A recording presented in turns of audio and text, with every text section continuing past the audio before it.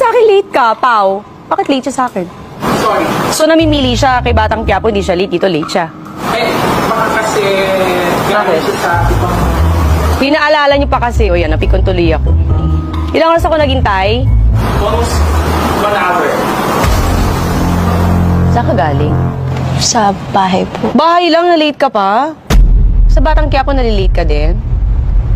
Talaga? O ba't dito late ka?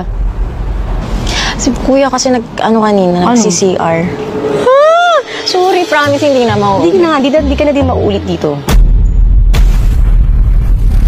Kasi ayaw ko nalilate eh. Tapos late kayo. Kasi nadama yung kuya mo. Totoo ba? Bakit hindi ka nag-ano na maaga? Alam niyo ba yung call time niyo dito?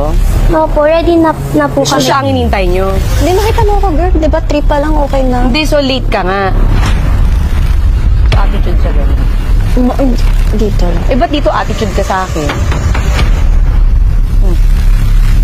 Bakit ka na late? Pinaghintay mo. Alam mo, walang nagpapahintay sa akin dito. Tapos ikaw late ka? Sorry. Kasi ito lang handa mo sa akin, crab lang. Sabi nila madaming food, di ba? Naku, ano ba ang vlog to? Kakaloka, ano, puchi-puchi. Ano ba to, Pao? Sorry. Akala rin ko din natin upang. Kaya nga, ba't ganito lang? Tapos late pa siya.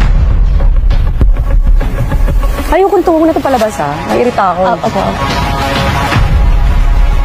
Diba? Kahit di mo promote yung rewind, huwag na lang. Ha? O ba't naiiyak ka? Hindi ako. Nakakainis pa. Gawin mo magandang setup dito kasi nag-effort ako. Pumunta ako sa mall, di ba?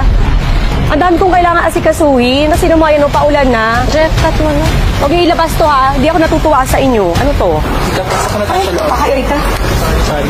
Hindi, sabi niyo kasi ganyan eh. Gusto ko effort ako. Yung mga anak ko dito naghihintay tapos ganyan yan.